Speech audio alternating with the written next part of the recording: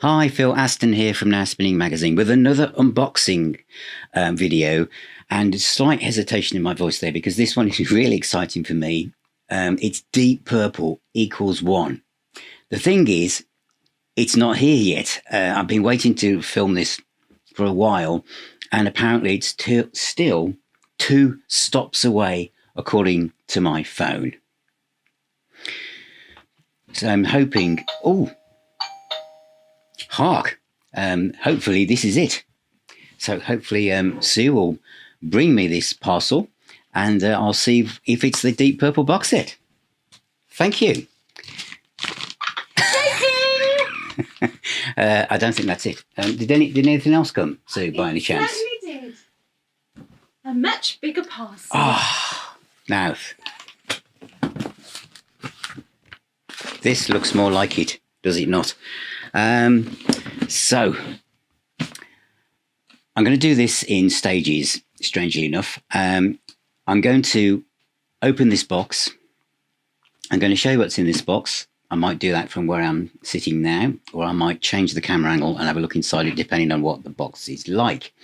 And then after that, there'll be a break in transmission. You won't have to wait because it will just stop while I go and listen to the album a few times on vinyl, CD. And you know, I might even stream it to see what the differences are. And then I'm going to come back. I'm going to tell you what I think of it. There will be no gap in the video. It will just flash from one thing to the other. I might even be wearing a different t-shirt. So first of all, I better open this with my strategically placed Swiss Army knife. Let's have a look inside this box, shall we? I always get a bit nervous when you do this in case you slice through part of the package, but hopefully it's got a good sized box in it.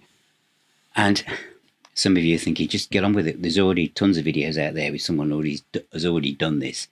But this is Deep Purple, a band that I discovered at age 13 in 1972, Christmas 1972, when I heard Never Before at the end of a New Year's Day thing on Radio 1. And I thought, Deep Purple, they're supposed to be good, aren't they? The big kids at school seem to know about them. And this band has been basically, had you open this, the soundtrack of my life ever since. I've done loads of videos on this channel and on the website. And now, this is their latest album. What is it going to be like? What are my thoughts going to be on it? How do you open this box? Right, nearly there. Bear with me, please. Here we go. It's like a giant pizza, isn't it? Without the pineapple, I hope. Right. It's, gosh, see, it's well packaged, actually. It's so well packaged that I can get rid of the pizza box. Begone pizza box, and it's protected in this other layer. So let's get it out of here.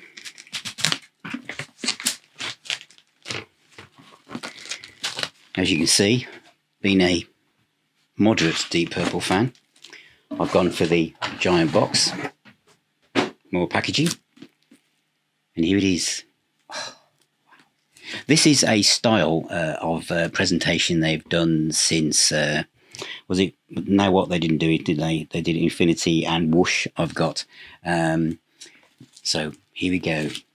So on the front it says, the great classic sound of Deep Purple. On their new album, equals 1. Limited edition box set. Only one box set contains the golden ticket. Golden ticket? I didn't know about that. Your chance to attend every Deep Purple show on the equals 1 One More Time tour. Wow. Gosh.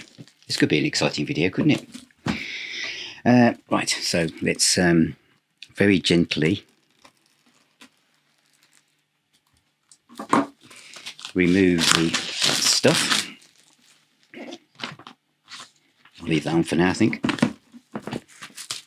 Philly, you're going to keep the hype sticker? Yeah, probably. I'll probably stick it on the inside of the inside lid. Let's move that over there. Deep Purple. Take the lid off. A bit like taking an iPhone out of its new box. And what is inside? Well, the first thing I can see is a soft style extra large t-shirt. I'm not quite sure why Deep Purple feel that every one of their fans is extra large, unless it's a goal for us all to aim for as we go through life. But there's young fans as well who may not be extra large just yet. Shall I open this up so that I can never fold it back as it was in the box ever again? Unless Sue, my wife, can help me with that. So it's an extra large t-shirt. Also in here is a lanyard thingy. The CD, which is a 2-disc set with a Access All Areas DVD. So I'll need to watch that. And there's a booklet in it. So I think what I'll do is I will quickly flick through this from a different camera angle in a minute. So this is just a quick view. So this is stage 1 of this video. So if you want to fast forward to the other sections, you'll be able to do that. Also, we have a 10-inch single with pictures of home, no need to shout, nothing at all, and lazy on black vinyl, which is unusual because normally they're clear or it's green or something. And another one, which is Strange Kind of Woman, Hush, 7/7 is, Throw the Bones, and Time for Bedlam. Good choice. And there's a third one, Anya, Perfect Strangers, Smoke of the Water, Black Knight. A tiny little envelope. Is this the little, what's this? Oh, Simon McBride plectrums. Again, I'll quickly flash through from a different camera angle. Art print, number 1. And at the bottom of the box, I guess, is, if it wants to escape, does it? It does, sort of. Yeah, we're done. At the bottom of the box is the vinyl set. So I'm just going to change the camera angle, and I know some of you think, well, I know this now, but for those of you who don't, you know what I'm like. I like to be very detailed. So I'm going to show you now inside the box in a bit more detail, and I'll have watched some of it. Watched some of it? No, I'll have listened to some of it as I do that. So seen a bit.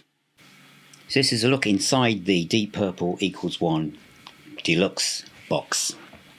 So following on from where you saw it arrive, I've had a chance to play it now, so I'll show you the box in a bit more detail. So I've put my kind of hype sticker on the front there. Let's move that out of the way. So in the box, first thing is the CD, and in this case DVD as well. I'm also going to be telling you a little bit about the DVD, which is about an hour long. So it folds out into a 3-panel set. CD, DVD. On the inside panel is the booklet with the lyrics in each track, which is nice. There's no photographs of the band at all, so that's the CD DVD set, which obviously can be purchased separately.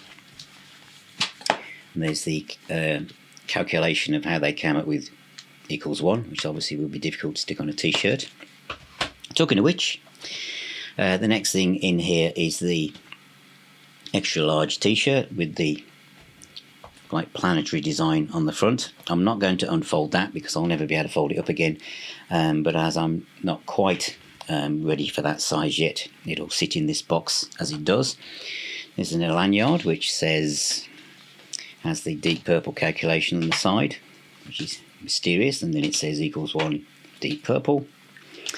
Little advertising blurb that came out of the CD. In here, in this tiny little package, it's like a Pink Floyd deluxe set, isn't it? Are 2 plectrums from Simon and Roger, which is a nice touch. Then we have the 10-inch singles. Traditionally, in these Deep Purple deluxe sets, these are always on coloured vinyl, but these aren't. They're on black vinyl, 10-inch singles. And the first one I've took out of the box, is Anya, Perfect Strangers, Smoke on the Water, and Black Knight. The next one is Strange Kind of Woman, Hush, 7/7 is. from the Covers album and Throw the Bones and Time for Bedlam. And then the third one, because there's usually 3 of these, is Pictures at Home, No Need to Shout, Nothing at All, and Lazy. This sheet here was stuck on the back of the box, so I'm going to keep that and I'll put it in the main box itself. Then we have a print of the album cover, and then sitting at the bottom,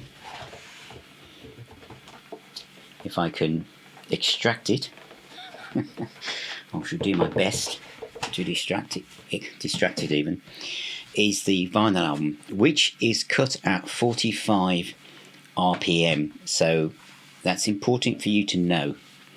So the gatefold of the design again, because don't put it on at 33, otherwise you'll think the band have changed more dramatically than you first thought.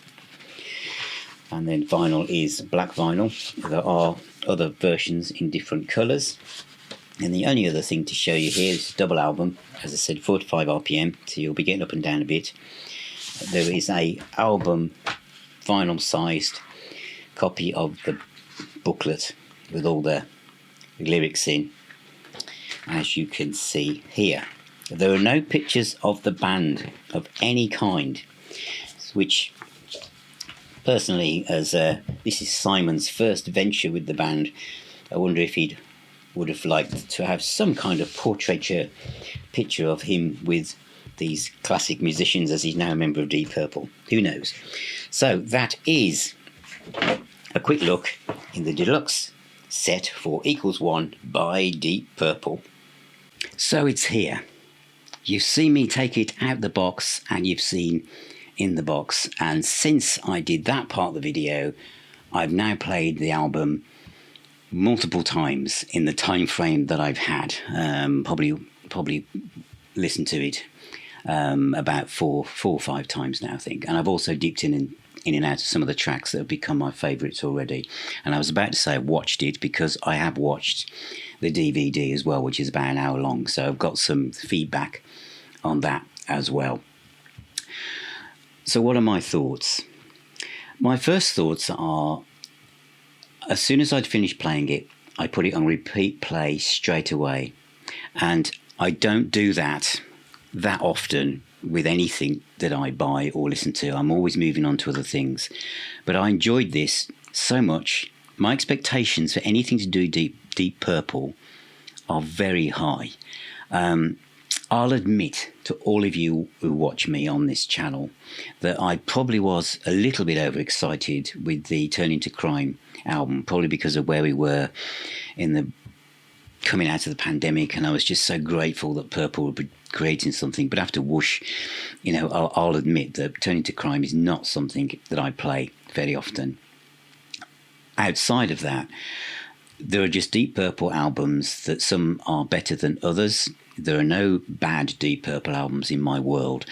And how I would rank Deep Purple when I eventually get around to doing that, and the reason why, you must think Phil Aston hasn't done a ranking video on Deep Purple, is because things are so fluid outside of the top 3, which is nearly always Made in Japan, Burn, or Come Taste the Band, and Perpendicular, and Now What, and Perfect Strangers. See, as soon as I say it, they just start to pour in. And I've got more copies of Machine Head than any other album, I think. Anyway, this one, Equals One. What I didn't know what to expect. I have not dipped into the singles, really, apart from Portable Door, when I did that video with Brendan.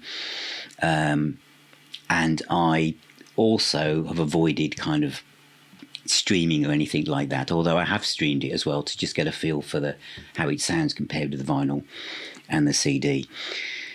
It's a new guitarist, Simon McBride. I love his playing, and my exposure to him was from the Contractual gigs that Ian Gillan did in Russia. Gosh, that was a long time ago, wasn't it, compared to what's going on in the world. And also he's worked with Don Airey, etc. He's got a very blues-based feel.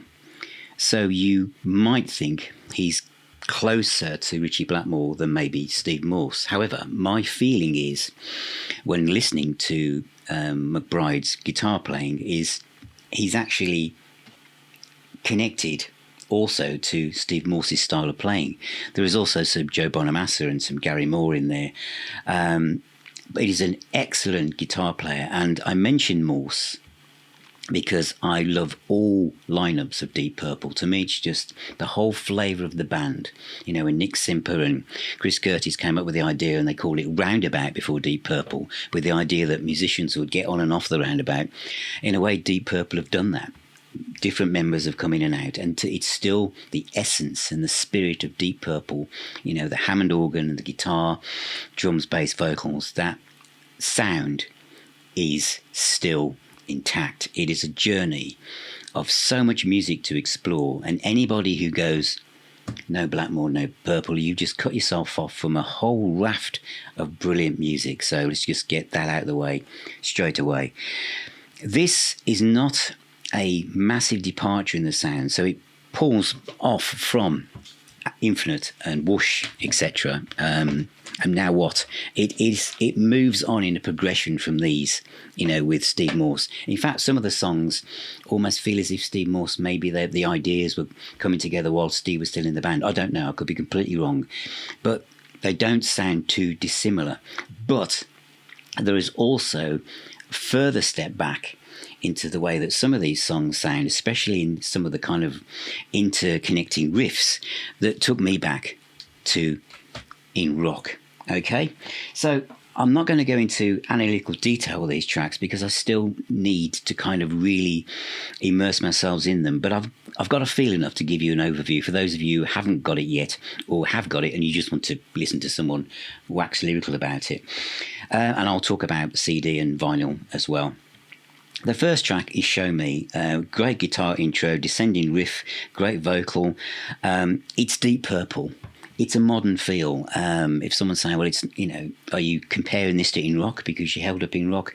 In Rock came out in 1970, 54 odd years ago. We're in 2024, but it has essences of that. But we're now in 2024, and this group of musicians are delivering a new album under the banner of Deep Purple. The riff just gets better with each listen. There's a fabulous Don Airey's got a different kind of synth sound, like a lead synth, a more pure sound that goes along with the guitar kind of interplay. I like to call it when it's like a question and answer. You know, Don Airey plays a few bars of solo. Simon McBride plays a few bars of solo, and they go backwards and forwards, backwards and forwards. This happens quite a bit. It's the kind of thing that used to happen with Lord and Morse in the early Morse period days. But it's got a wonderful, solo section, absolutely fantastic. A bit on the side, I love this lyrically. You can hear all of Gillan's lyrics. The intonation is just perfect. You've got the lyrics to follow, but you can follow them without having the lyrics in front of you. Mid-paced rock and roll song. It's got kind of a marching, fast riff. It reminded me, I might be the only person on the internet saying this, but there's an element of the riff that's a bit like Zero the Hero from Sabbath's Born Again. In places, great synthesizer solo again. I just loved it. It's kind of a fast, this kind of Zero the Hero riff over a kind of mid-paced backing, really. Absolutely great. I also want to say that the other thing that kind of comes across here is that Ian Pace is on fire. Now, I felt, when you watch Ian Pace live, he doesn't have to. He's got the drums in the right position. There was a lot of dramatic effect with a lot of like rock drummers where the drums were slightly too far away. So you had to really reach forward to hit them. Pacer makes it look really simple. But when you listen to him on this album, he's really working hard, and it's inventive, and he's not playing it safe. There was that part in Pace's career with Whitesnake, probably a bit like John Lord, where they didn't really have to do that much. But here he's really pushing. There's lots of fills and lots of creative aspects of it. It kind of reminded me of his drumming on Come Taste the Band or Burn, for instance. He sounds really rejuvenated in many respects. it sounds really exciting, and the guitar sound is absolutely superb, absolutely brilliant, and there's some really wonderful vocal lines and great melodies from Gillan as well. Third track in is Sharpshooter. This is classic Purple. I put in my notes here, very 70s, almost kind of great verse. I'll just put again underlined, this is real Purple. There's also some lovely vocal harmonies going on in the background, which is different for Purple. And it's got another great chorus. There's a guitar. The guitar behind the synth solo is fantastic. Absolutely 10 out of 10. This is one of my favourite tracks. So track 3, Sharpshooter, is one of my favourite tracks off the album. And at this point in my notes, I put, I'm feeling really good. Because I'm 3 tracks in to listen to a new Deep Purple album, and I just started to feel really good. Where I am today in Cornwall, we've had tremendous rain. And it's dark and it's supposed to be the summer, and I just thought this is just perfect. Already I'd like to add that the song lengths are about 3.5 minutes, so they're all quite succinct apart from the last track. The next one is Portable Door, which many of you know, and I've spoke about that before. Very much like Pictures at Home from Machine Head. Great little riff, great Hammond-driven song. Love the solo spots with Don Airey and McBain again. Just absolutely brilliant. And again, in and out. 3 minutes, 48 seconds. But there's a feeling that all of these tracks in a live situation could be very, very different. Old Fangled Thing is track number 5. Now this, I thought this had a real Gillan feel, especially those of you who remember Sleeping on the Job from Glory Road. There's something about the riff that would slot in really, really well. In fact, there's also a kind of No Laughing in Heaven type lyrical aspect to it, but probably more Sleeping on the Job, but definitely Gillan feel to it. I'll put this is about 4 minutes long. At 1 minute 45 seconds, it pulls back and just to an almost funky riff, very different. Great guitar solo, really restrained and soulful, and then we're back again to the main part of the song with some really Hammond breaks, etc. And we get a Gillan scream on this one as well. The other thing is, even though the song lengths are about 4.5 minutes long, they're not obvious. You can look and think, verse, chorus, guitar, solo, etc. But nearly all of them go off somewhere at a tangent with the middle eight or the instrumental section in an area that you don't expect. And that's why in this streaming generation, if you just play the first 30, 40 seconds thinking, I've got the feel of that one, you have not. This is the other thing about this, I feel, that is really exciting. I can think about some Battle Rages On, where some of the songs, the band weren't in a good place. There were some great moments on an album like that. I do, and as I said, I find it very hard to be subjective or objective with Deep Purple, but I can tell which ones have been created in the atmosphere they've been created in. This is a very happy band. This is a group of musicians who are really, really, friends. Very much so. Number 6 is If I Were You. This is a slow-paced rock ballad. Lush Hammond backdrop. Wonderful lyrics. Great guitar solo. What I like about Simon McBride is less is more. He can play as fast as anyone, but here he's channeling a little bit of kind of Joe Bonamassa in a way. Beautiful, soulful, very lyrical guitar playing, and that to me is a sign of a great guitar player who almost the solo follows. It could be sung. It could be sung, other bits can't, but also his sense of dynamics on some of the tracks we've had already, where he's really this kind of restrained but angry chord sequences. It's just fantastic. I love the ending, the refrain, which again is unexpected. The song, you think, it's a rock ballad, it's going to go to a certain route through from one end to the other, but it doesn't. The end is almost orchestral, but it's all done by Don. And it just takes it to a different place. It does. Number 7, Pictures of You. Now, this reminded me of the Steve Morse period Deep Purple. You know, that kind of dampened string, where Morse puts the heel of his hand on the strings and that kind of riffage. Simon's doing a similar thing here, and it's got a really nice melody and chorus. Gillan feels completely comfortable, superb vocal. Lyrically, it's very intelligent. There's double track guitar, almost like the guitar sound, a bit faster, guitar sound that Blackmore did on Falls, that kind of violin, volume-led, volume pedal guitar sound. That's on here. It's great and unexpected, because that's, again, what I love, that the songs suddenly turn left when you think they're just going to turn right or stay on course. I love that. This segues straight into I'm Saying Nothing, which is a real laid-back rock shuffle, Hammond guitar. Again, this question answer, keyboard solo, guitar solo, keyboard solo, guitar solo. It's got a bit of an into the fire feel from In Rock. It's that, and Abandon had that kind of feel as well. It has that kind of purple feel from that period, really.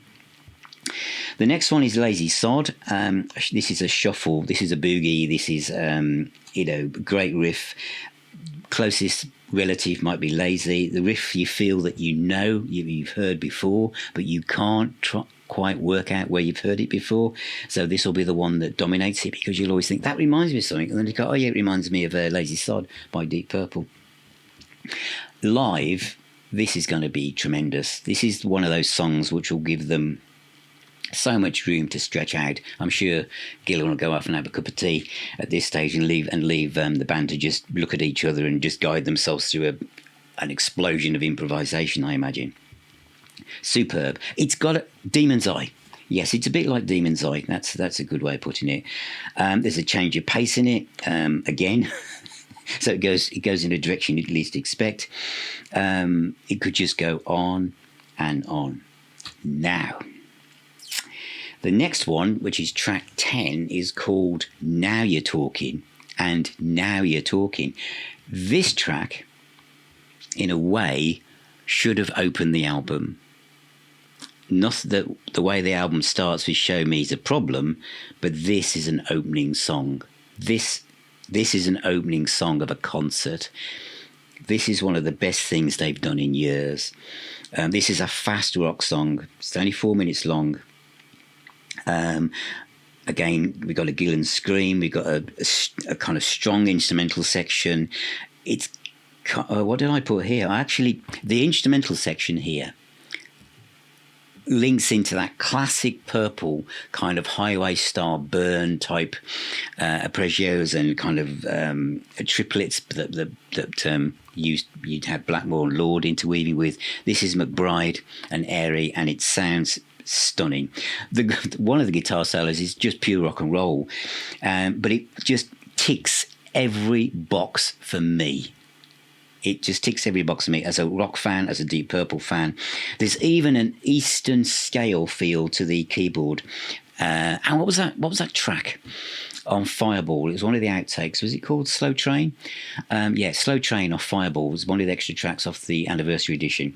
Ian Pace channels that drum rhythm. Those of you who know that track will know exactly what I mean as Ian Pace does that. This track has everything. And it fades out, which gives the feeling that what else happened? This track is my favourite on the album, and it's the one that I've played the most, apart from one other, which is yet to come, which are not that far away from now. Number 11 is No Money to Burn. It's a slow kind of, again, I put an in rock kind of feel at the beginning. It's a heavy kind of walking riff on the guitar, great melody, heavy riffs, very kind of keyboards, atmosphere, synth solo. This is only 3 minutes 22 seconds, so it's kind of like it's not filler, but it connects what we've just had, which was so awesome, to what happens at the next track, which is track 12, which is another highlight. It's called I'll Catch You. This is the second kind of ballad, but this is more of a ballad, 3 minutes, 20 seconds. And Simon sounds like Gary Moore on this. Sue was listening to this. She said, it does not sound like Gary Moore. It's this piano rather than organ. Lovely vocal. It's heartfelt. A bit when a blind man cries. The guitar solo is beautiful. It's Gillan's best vocal for ages, I would say. It's really emotional. I'm just so happy and blessed to be listening to a new Deep Purple album in 2024 and to be able to do this. That I have to say that, because obviously waiting for this to arrive, the excitement, it's an emotional event. But nevertheless, I really, really love this song. So I have said, haven't I, that Now You're Talking was my favourite track. But actually, it's a split between this one. Now, this one almost reaches 6 minutes, and it's called Bleeding Obvious. And this has got a real progressive rock introduction. This one sounds like it could have been from Now What, when they really were kind of moving into a more proggy direction. This has got some great keyboards and a really hard riff, melodic chorus, great counterpoint, and how they play with each other. It's a menacing riff. It's a really heavy riff, very Deep Purple. Great instrumental section.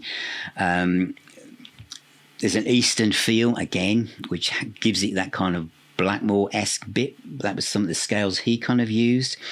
It's just fantastic. Great stuff from Don Airey. There's so much going on in this track. There is so much going on. So many twists and turns. It pulls back halfway back, then it moves forwards back to the riff. It's a masterpiece.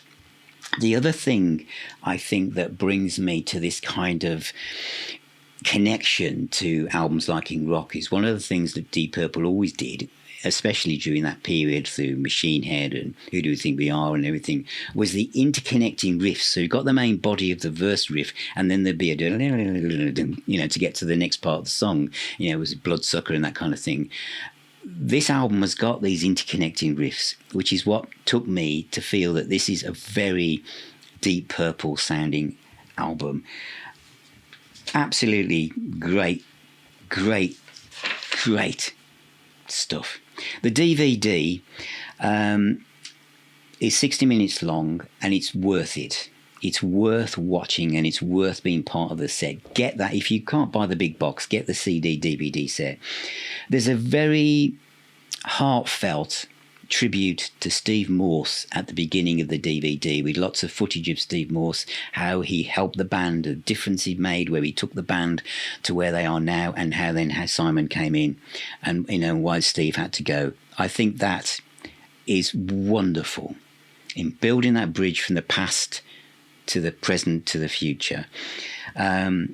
They talk about, obviously, how Simon has fitted in. It's light-hearted, it's fun. Simon's blues background. And then we get this documentary of 72 hours in the life of being in Deep Purple.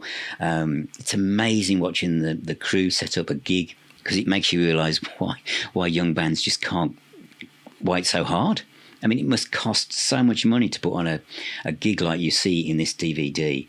It's backstage. You see all the techs, the fact that they themselves are fantastic musicians, and how they make sure everything's fine. Don's son is the production manager.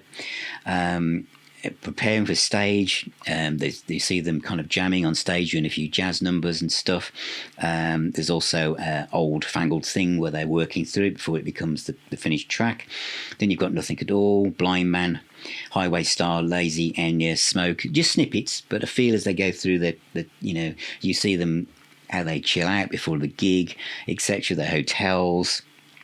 There's a bit of Black Knight as well. And there's a lovely section where they do connect to Turning to Crime, where they do Let the Good Times Roll, and they bring in a brass section for one of the gigs, and how they're showing these session musicians what to play during the night and how they come up with the idea. And it's really good, because Ian Gillan's wearing a dinner jacket, and it's just really, really good. And then at the very end, it's just interviewing people as they leave the venue, saying how much they enjoyed the gig and what they think of Simon. and it's just lovely. So, sound. I streamed it on Apple Lossless while I was waiting for this to arrive, and it sounds great. I then played the vinyl, which sounds a lot better than that. It's 45 RPM. I don't think it's half speed mastered. I don't know, but it sounds great. But personally, it was the CD version that I will probably play the most, because I can hear the whole experience without getting up and turning it over. Because 45 RPM on an album like this, it's about 50 minutes long, I think, in total. You will get up and down a lot. I mean, the vinyl sounds good. Obviously, the CD is a bit louder. It's produced by Bob Ezrin. It sounds great. Production. If I think back to some stuff like Rapture of the Deep, which sounded a bit kind of compressed, and the soundstage was a bit, I don't know, cloudy, Bob Ezrin is brilliant. And on this one, I just felt that you've got Don Aries over here in this speaker, Simon's over there in this speaker, obviously, and Roger and Ian, and Ian's obviously spread out across the lot. But there isn't, apart from a bit of extra textures and colouring, you are hearing what sounds almost like Deep Purple live in your living room. The segueing of the songs, the production, the songs themselves, they're modern, they're exciting, they're Deep Purple. That's my honest opinion of this. And I went for the big box because I'm a purple nut, and I was going to do that. And I think it's worth every penny. That's just me. But if you just want to buy the CD, there's nothing wrong with that. Or if you're going to buy the vinyl, there's nothing wrong with it. There's going to be multiple versions. And yes, I'd be very surprised if there isn't some kind of limited tour edition a few months down the road from here. But they've done that all the other times as well. But equals one, Deep Purple. Where would I place it? Oh, I've got to be careful, haven't I? It's the most exciting Deep Purple album I've heard since Now What and Perpendicular, from the most recent times since Blackmore left, if you want to look at it like that. If you think about the kind of House of Blue Light, Battle Rages On, where they were kind of stuck and struggling, this sounds effortless. It's exciting, it's uplifting, and you'll just press play again. So let me know what you think. Have you bought it? Which version have you got? Give it a few spins, but be open-minded. But I don't think you'll need to be as much as some of the other things in the Purple canon. This, to me, is Deep Purple, and they're all playing wonderfully. And when you watch the DVD, they're having a great time. So thank you so much for being with me and watching this, and subscribing and ringing that little bell and joining me on social media. And again, if you want to support me further, become a patron or YouTube member. The main thing is enjoying the music, and thank you for being part of this community. Music is the healer and the doctor. Please take care, all of you. Keep spinning those discs, and I'll talk to you all very, very soon.